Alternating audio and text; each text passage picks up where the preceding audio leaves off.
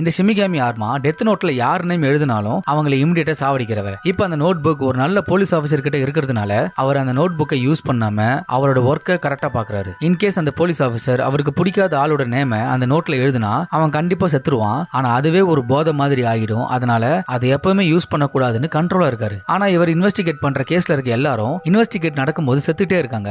அதனால இவன் கூட ஒர்க் பண்றவனுக்கு இவன் மேல ஒரு டவுட் வருது. அதனால அவனை ஃபாலோ பண்ணி வீட்டுக்கு வந்து இந்த ஷினிகாமியை பார்த்துட்டு அவங்க கிட்ட நீ இப்படிதான் எல்லாரையும் சாவடிக்கிறியான்னு தப்பா புரிஞ்சுக்கிட்டு அந்த டெத் நோட் ஓபன் பண்ணி பார்த்தா அது எம்டியா இருக்கு. அப்ப அந்த போலீஸ் ஆபீசர் அவங்க கிட்ட இந்த நோட் புக்கை யூஸ் பண்ணி கிரிமினல்ல சாவடிக்கணும்னு எனக்கு தோணல. அப்படி நான் யூஸ் பண்ணா இந்த ஷினிகாமியோட லைஃப் டைம் கம்மி ஆகிட்டே போயிடும். அதுவும் இல்லாம இதை நான் யூஸ் பண்ணா நான் பண்ற ஜாபுக்கே அர்த்தமே இல்லைன்னு சொல்றாரு. இதை கேட்ட கூட ஒர்க் பண்றவனோ இவனை நம்புறான். அப்போ ஒரு நாள் அந்த ஆபீசர் ஷினிகாமி கிட்ட நீ என்ன காப்பாத்துறன்னு யார் நேமையும் இந்த நோட் புக்ல எழுதாத, அப்படி எழுதுனா நீ செத்துடுவேன்னு சொல்றான். ஆனா ஒரு நாள் ஒரு லேடி அந்த ஆபீசரை சாவடிக்க வருவா. அப்போ ஷினிகாமி அந்த பொண்ணோட நேம்